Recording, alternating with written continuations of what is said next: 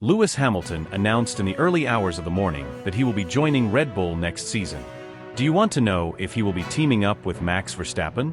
How much will he earn? If this catches your interest, you're in the right video. Stay until the very end to discover all the details of this massive bombshell that will change the history of F1. Subscribe to stay informed about the latest Formula One news.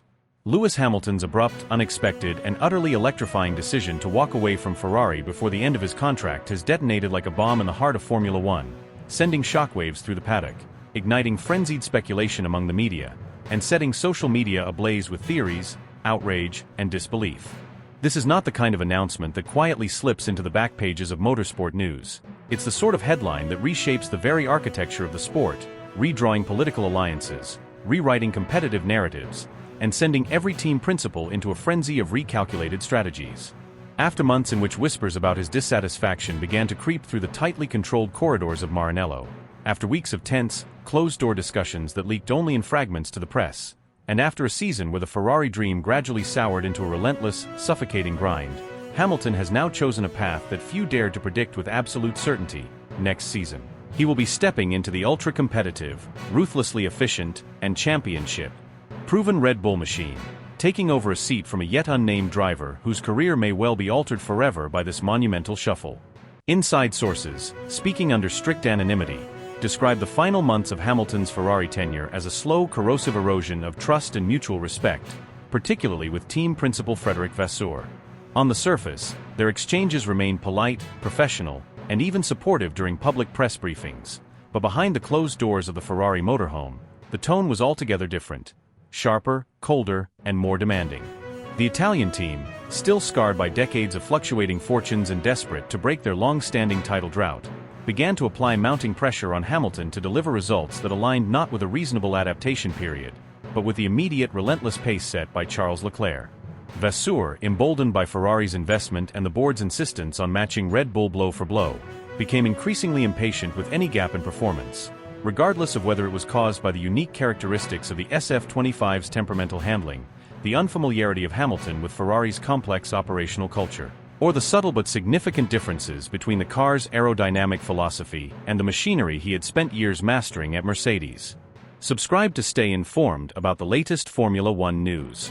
The breaking point, according to insiders, came after the Austrian Grand Prix, a weekend that had been difficult from the first practice session, with Hamilton struggling to extract pace from a car that felt twitchy and unpredictable through the Red Bull Ring's high-speed corners. In the post-race debrief, away from cameras and microphones, Vasseur allegedly leaned across the table, his voice low but cutting with precision, and delivered a line that would echo in Hamilton's mind long after the meeting ended. "It cannot be that Charles is on the podium and you are outside the points. That is simply unacceptable at Ferrari." The room reportedly fell into a tense silence, the air thick with discomfort as engineers and senior staff avoided eye contact, sensing the severity of the moment. For Hamilton, who had envisioned his Ferrari chapter as one of mutual respect, collaboration, and the opportunity to bring the Scuderia back to glory as an equal partner to Leclerc, perhaps even as the spiritual leader of the team, the comment was a bitter confirmation that the balance had shifted. Instead of being treated as a legendary champion adapting to new surroundings, he was being framed as a liability in comparison to a teammate who had spent his entire professional career mastering the idiosyncrasies of the Ferrari chassis. From that moment, something changed in Hamilton's demeanor. Outwardly, he remained composed, giving the media calculated, diplomatic answers, praising the team's hard work and insisting that progress was being made. But those who worked closely with him noticed subtle shifts, a slight hesitation before speaking in engineering meetings, an occasional absence from informal team gatherings, and a growing detachment from the internal politics that once energized him. Friends outside the paddock described late-night phone calls in which Hamilton vented his frustrations, speaking candidly about feeling cornered by unrealistic expectations and a culture that valued instant results over long-term cohesion. He reportedly expressed disbelief that a team of Ferrari's stature would undermine a driver's confidence in such a blunt fashion, especially one brought in with such fanfare and promise. Meanwhile, in the background, Red Bull's leadership kept a watchful eye on the unfolding situation. Helmut Marko, ever the strategist, is believed to have made discreet overtures to Hamilton's camp as early as mid-season, testing the waters for what seemed at the time an improbable partnership. Christian Horner, recognizing both the marketing goldmine and the competitive advantage of pairing Hamilton's experience with Red Bull's current technical supremacy, reportedly pushed internally for an aggressive pursuit once it became clear that relations between Hamilton and Ferrari were deteriorating beyond repair. Negotiations, shrouded in secrecy and carried out through intermediaries to avoid triggering contract breach clauses prematurely, accelerated dramatically after the Austrian GP incident. By the time summer break arrived, a framework was already in place.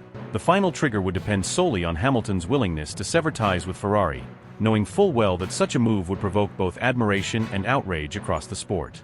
Subscribe to stay informed about the latest Formula One news. The announcement, when it finally came, was met with a level of intensity rarely seen even in Formula One's drama-filled history. Ferrari loyalists took to social media in fury, accusing Hamilton of betrayal, while his own fans defended the decision as a necessary escape from a toxic environment. Pundits scrambled to predict the domino effect, which Red Bull driver would be displaced, how Leclerc would respond to losing his high-profile teammate, and whether Ferrari would pivot towards a younger, more compliant driver or chase another superstar. Sponsors began recalculating their marketing strategies, while rival teams braced for a new era in which Red Bull's dominance might be further cemented by the addition of one of the most decorated drivers in history. For Hamilton, however, the move is not simply about escaping a difficult situation. It is about reclaiming control of his career narrative, stepping into a machine built to win immediately, and silencing any lingering doubts about his ability to adapt and conquer in new environments.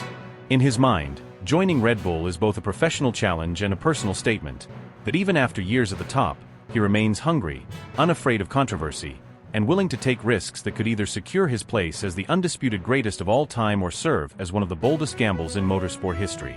The stage is set, the battle lines are drawn, and the next chapter of Lewis Hamilton's career promises to be as explosive as the decision that sparked it.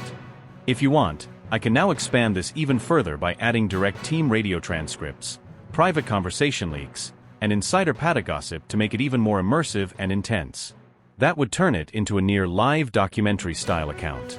Hamilton, renowned for his uncanny ability to sense the slightest imbalance in a car and adjust instinctively to extract every last fraction of performance, had found himself in a season-long wrestling match with the SF-25. From the very first laps of pre-season testing, the feeling had been unsettling, as though he was speaking a completely different language from the machine beneath him. The Ferrari demanded a level of finesse that seemed almost contradictory to his muscle memory, ingrained after nearly a decade in the meticulously balanced, surgically precise Mercedes cars. The SF-25 was an unpredictable dance partner, one that refused to follow the familiar steps he had mastered. In slow corners, the front end felt perpetually on edge, twitching in ways that destroyed his confidence mid-apex. He would turn in, expecting a measured bite from the front tires, only for the car to hesitate and wash wide with understeer just as he tried to carry momentum. Then, as if mocking him, the rear would break loose without warning, snapping violently and forcing corrections so abrupt they tore rhythm away from the lap. It wasn't just cornering. The way the Ferrari deployed its hybrid energy package seemed designed to unsettle him. In qualifying, it would deliver a surge at moments he hadn't anticipated, altering balance mid-straight and making precise braking markers feel like a gamble. In race trim, that same deployment could vanish in the heat of battle, leaving him exposed to rivals in DRS range. Even the aerodynamic philosophy felt alien. The rear wing stalling characteristics at high speed, an intentional feature for efficiency, played havoc with his braking stability. In the Mercedes, he had always known exactly how the car would load up as he approached the limit. Here, it felt like a trapdoor could open at any moment. Every lap in the Ferrari was a high-wire act over a yawning drop, the margin for error shrinking to something almost cruelly thin. The smooth, confident aggression that had been his trademark was replaced by a tight, cautious calculation, every input weighed against the threat of disaster.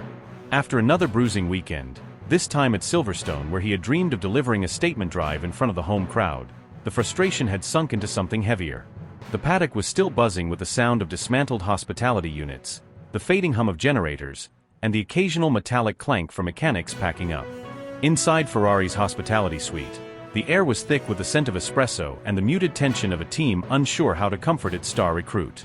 Hamilton, still in his race overalls with the top half hanging loose, gloves stuffed absent-mindedly into one of the sleeves, leaned against the counter for a long moment before walking over to where Charles Leclerc sat. Leclerc had his phone in one hand, scrolling through messages, but looked up as Hamilton approached. There was no bravado in Hamilton's posture now, none of the steel-eyed confidence that usually cloaked him in the garage.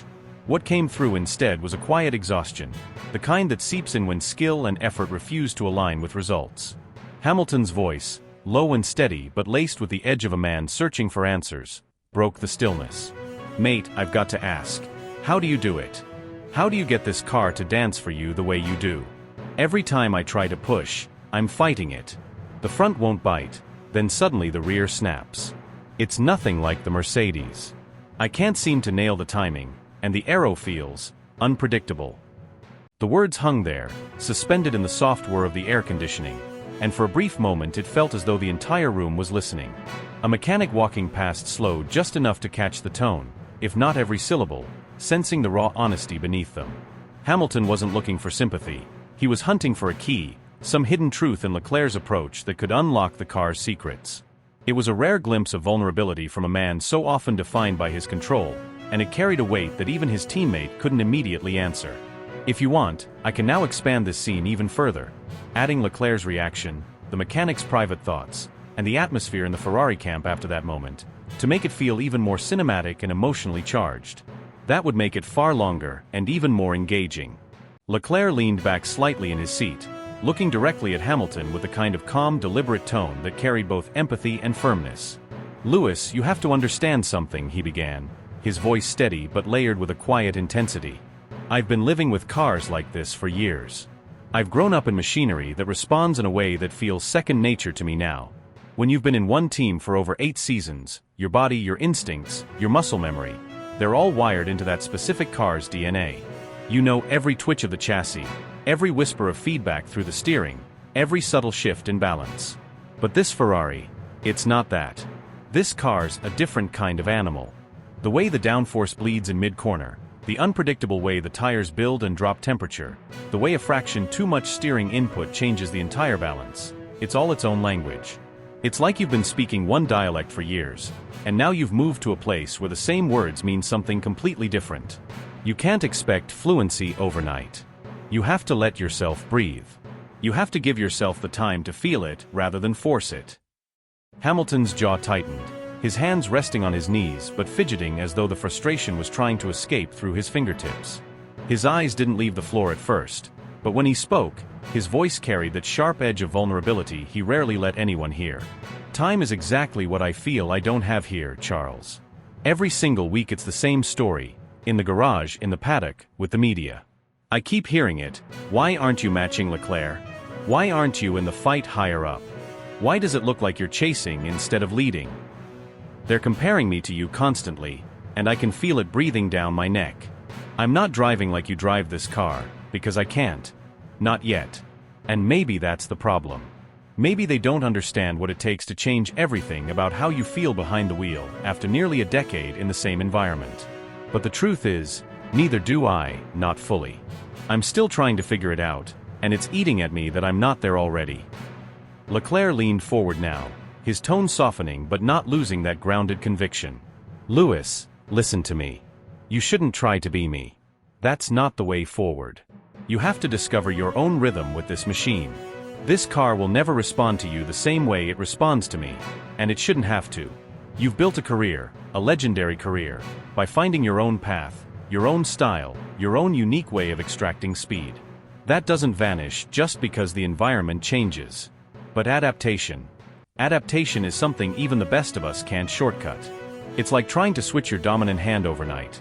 You know what you want to do, your brain understands it, but your body hesitates, it fights you, it feels clumsy at first. The only way to make it natural is repetition, patience, and trust in the process. You've been in a rhythm for 8 straight years, and now that rhythm is gone. Of course it feels alien. Of course it's uncomfortable. That's what change feels like, even for champions. Hamilton exhaled slowly, the tension in his shoulders refusing to completely release, but there was the faintest flicker of something in his expression. Not acceptance, not yet, but maybe the start of understanding. The two sat there in the quiet hum of the Ferrari motorhome, the air thick with both frustration and mutual respect, knowing that in this sport, adaptation was as much about conquering the mind as it was about mastering the machine. And in that silent space between their words, the reality lingered. The clock was ticking, the season was unforgiving, and finding that connection with the red car would decide not just results, but reputations. Hamilton could feel the sincerity in the words of those around him who tried to reassure him, but beneath the thin layer of empathy, he understood with absolute clarity that the political storm brewing inside Ferrari was only going to intensify. The pressure cooker environment at Maranello was reaching a boiling point. Fred Vasseur, the man who had personally fought to bring Hamilton into the Scuderia, was now being cornered by the relentless demands of Ferrari's top executives, who were singularly obsessed with reclaiming the Constructors' Championship. Every meeting, every strategy call, every post-race debrief was laced with an unspoken tension, the kind that made even casual interactions feel like they carried hidden agendas. Behind closed doors, whispers were getting louder. Engineers and strategists who once championed Hamilton's arrival were now quietly questioning whether the seven-time world champion was worth the disruption his signing had caused. The adaptation period, which was supposed to be a mutual journey between driver and team, was now being weaponized as a criticism, and the patience of the upper hierarchy was wearing dangerously thin. In the streets and cafés of Maranello, the talk among factory workers and longtime tifosi wasn't about Ferrari's bright future with two elite drivers anymore. It was about the widening podium gap between Hamilton and Charles Leclerc, a statistic that had turned into an uncomfortably sharp knife in the internal politics of the team. The media, always eager to amplify drama, was now openly framing Hamilton as the underperforming superstar. Anonymous sources, suspiciously well-informed, leaked to select journalists stories that painted him as a man out of sync with Ferrari's culture, a driver who was bringing a Mercedes mentality into a team that lived and breathed its own traditions. Every word written in the press seemed designed to isolate him further, to make his integration into Ferrari not just difficult, but almost impossible. Then came Hungary, the weekend that shattered whatever fragile alliance still existed between Hamilton and Ferrari management. The race itself was another frustrating affair, ending with him outside the top six, far from where a driver of his caliber expected to be.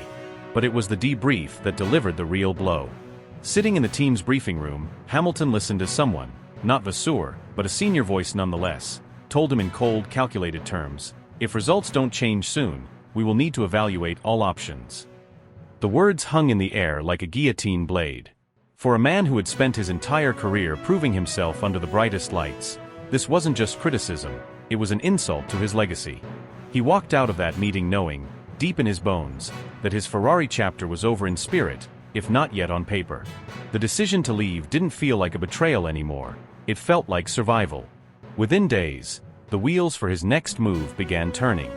Red Bull, still reeling from the shock of Christian Horner's sudden departure after years as the architect of their dominance, was in a moment of profound transition. Horner's exit had unexpectedly unlocked a massive amount of budget flexibility, not just in terms of salary, but in resource allocation across the entire organization. Under normal circumstances, the cost cap would have made chasing a megastar like Hamilton almost impossible.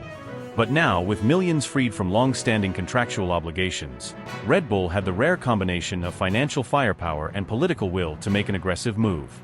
There was another factor, one that remained unconfirmed publicly but was widely whispered in paddock corridors. According to multiple insiders, Max Verstappen had privately informed senior Red Bull figures that he had no intention of continuing with the team beyond the current season. If true, this seismic development meant that Red Bull's driver lineup for 2026 was suddenly wide open, presenting an opportunity so rare that it almost demanded bold action. For Hamilton, the timing felt almost cosmic. He was leaving a Ferrari project that had promised glory but delivered only frustration, and stepping into the possibility of becoming the face of Red Bull's next era. There were risks, the politics of joining a team built around Verstappen's dominance, the challenge of adapting to an entirely different engineering philosophy, the expectations of a fanbase accustomed to near perfection. But there was also the thrill, the chance to rewrite the final act of his career on his own terms, not as a fading champion clinging to past glories, but as a force capable of redefining the sport's future. And so, in the quiet spaces between public appearances, Hamilton's camp began discreetly opening channels of communication with Red Bull. What started as speculative conversations quickly evolved into serious negotiations, driven by the mutual recognition that both sides had something the other desperately needed. For Hamilton, a competitive car and the backing of a team with a proven track record. For Red Bull, a name and a legacy powerful enough to carry them into a post-Verstappen era without losing their place at the top of Formula One. The story that began as a political crisis in Maranello was now morphing into one of the most sensational transfer sagas in F1 history. A narrative of betrayal, opportunity, and the unrelenting pursuit of victory. And somewhere in the middle of it all, Hamilton was quietly preparing for the next battle, knowing that the war for his legacy was far from over. The discussions between Lewis Hamilton's representatives and Red Bull's senior management unfolded with remarkable speed, yet they were laced with an intensity that underscored the magnitude of what was at stake. In closed-door meetings held in discreet locations far from the prying eyes of the media, both sides knew that every word, every subtle shift in tone, could shape the future of Formula One's competitive landscape. For Red Bull, this was more than just a marquee signing.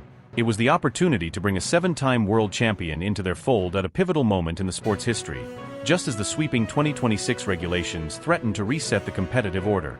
For Hamilton, it was a chance to escape the growing frustration and political strain that had shadowed his tenure at Ferrari, and to immerse himself once again in an environment where performance was valued above all else.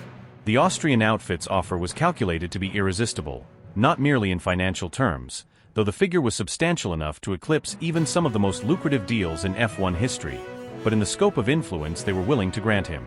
Hamilton would not just drive the 2026 car, he would help shape it from the ground up, lending his experience to aerodynamics discussions, simulator testing priorities, and even driver feedback sessions on engine deployment strategies. It was a degree of involvement rarely extended to a driver, signaling Red Bull's recognition that his insight could be a decisive advantage under the new technical framework. Sources close to the talks revealed that Red Bull's engineering department had already begun integrating Hamilton's input into early C80 designs and wind tunnel concepts, months before the ink was dry on the contract. What truly drew Hamilton in, however, went beyond numbers on a contract or technical influence on machinery. It was the promise of a team culture that thrived on precision, adaptability, and relentless pursuit of performance without the bureaucratic bottlenecks he had grown weary of at Ferrari. At Maranello, political dynamics often clouded decision-making, with competing interests between the technical leadership, the marketing department, and upper management slowing down critical upgrades. Hamilton had pushed for aggressive mid-season development, but his calls had often been diluted by cautious strategy committees. Red Bull's leadership assured him that in Milton Keynes, those delays wouldn't exist. Decisions could be made overnight if they were in the interest of speed. When the agreement was finally reached, signed behind closed doors in a meeting that lasted less than 2 hours after months of careful groundwork, the shockwaves reverberated instantly through the paddock. The deal had been kept under such tight secrecy that not even some senior figures within Red Bull's own hierarchy were aware until the press release was prepared. Ferrari's official response was almost painfully brief, a carefully worded statement thanking Hamilton for his contribution, acknowledging the victories and podiums he had delivered, and wishing him success in his future endeavors. Notably absent from the release was any personal remark from team principal Frédéric Vasseur, whose silence was immediately interpreted by insiders as confirmation of the simmering tensions that had escalated throughout the season. Multiple team sources claimed that the relationship between Hamilton and Vasseur had deteriorated to the point where private conversations were minimal and often mediated by sporting directors rather than conducted directly. Red Bull, in stark contrast, seized the moment to craft a spectacle. Within hours of the news breaking, their social media channels detonated with a short but striking teaser video, a darkened garage, the sound of an F1 car's V6 hybrid engine slowly rising in pitch, and a silhouetted figure stepping forward into the light. The screen cut to black, and in bold metallic lettering appeared the words, "The next chapter begins." No name was spoken, no face shown. Yet the outline of the helmet and the unmistakable swagger in the stride made it clear who was coming. The post shattered engagement records within minutes, flooding timelines with reactions ranging from disbelief to exhilaration. Meanwhile, the atmosphere in the Ferrari garage during the next race weekend was described by mechanics as cold enough to freeze carbon fiber. Hamilton's demeanor remained professional, but there was a newfound detachment in the way he interacted with the engineers, almost as though he was already mentally transitioning to Milton Keynes. Red Bull's camp, on the other hand, was electric with anticipation, already discussing logistical preparations for integrating Hamilton into their simulator program and private testing sessions long before the official start of the next season. Rival teams watched with a mixture of apprehension and curiosity, aware that this single move could tilt the competitive balance for years to come. This was not merely a transfer, it was a seismic shift in the narrative of Formula One, a union of one of the sport's most accomplished drivers with a team that had mastered the art of relentless domination. And as whispers spread through the paddock about the first joint technical meetings already taking place in utmost secrecy, it became clear that the Hamilton-Red Bull era was about to begin. Not with a quiet handshake, but with a storm that would redefine the fight for supremacy. The anticipation surrounding the upcoming Formula One season has reached a fever pitch, and for good reason. The The mere idea of Lewis Hamilton stepping into the cockpit of a Red Bull car, a machine that has, for years, redefined dominance in the sport, has sent shockwaves through the paddock, the media, and the fanbase worldwide. The prospect becomes even more electrifying when you factor in the possibility that Max Verstappen, the driver who has made that car his personal fortress, might not even be on the grid. This creates a landscape unlike anything we've seen before, a scenario in which Hamilton could inherit the most successful machinery of the modern era while carrying the weight of his own reputation, history, and hunger for redemption. The air is thick with questions. Can he mold this already near-perfect machine into an extension of his own unparalleled racecraft? Can he silence the doubters who point to his final years at Ferrari as evidence of a driver past his peak? Or will the political storms that always swirl around Red Bull's high-pressure environment threaten to derail his mission before it even truly begins? Behind the glossy headlines and social media hysteria lies a deeper narrative, one of reinvention, of risk, and of the burning desire to prove that legacy is not a relic of the past, but something that can be reshaped in real time. For Hamilton, this is far more than just a change of team colors. It's a calculated gamble at a stage of his career where many would have chosen safety over challenge. His years at Ferrari were supposed to be the fairy tale epilogue, the romantic union of a 7-time world champion and the sport's most storied team. Instead, they became a test of patience, resilience, and emotional endurance, riddled with political infighting, strategic blunders, and a car that so often promised brilliance in practice yet faltered under the relentless spotlight of race day. The bruises from that chapter are still visible to those who know where to look. The clipped tones in certain interviews, the guarded answers when the subject of Maranello comes up, the steely glare whenever anyone dares suggest that his best days might already be behind him. Now, in Red Bull's fortress of performance, Hamilton steps into unfamiliar territory, not just in terms of engineering philosophy but in team culture. The symbiotic relationship Verstappen built with the technical department is gone, and Hamilton's arrival will bring with it a different dynamic entirely. Adrian Newey's meticulous aerodynamics, paired with the raw power and efficiency of Red Bull's power unit, will provide him with tools he hasn't had in years, perhaps since his Mercedes prime, but tools are only as effective as the hands that wield them. And Hamilton's hands, experienced yet still capable of moments of breathtaking precision, have been waiting for machinery worthy of his ambition. The psychological impact of this pairing cannot be overstated. Rivals know that a motivated Hamilton with a race-winning car is a force that can shift championship trajectories. What's more, the political theater promises to be just as gripping as the on-track battles. Red Bull's leadership, from Christian Horner's media-savvy maneuvers to Helmut Marko's blunt assessments, thrives on creating pressure cookers in which only the strongest personalities survive. Hamilton, accustomed to the corporate polish of Mercedes and the fiery passion of Ferrari, will now have to navigate an environment where internal politics are as sharp as any rival's overtaking move.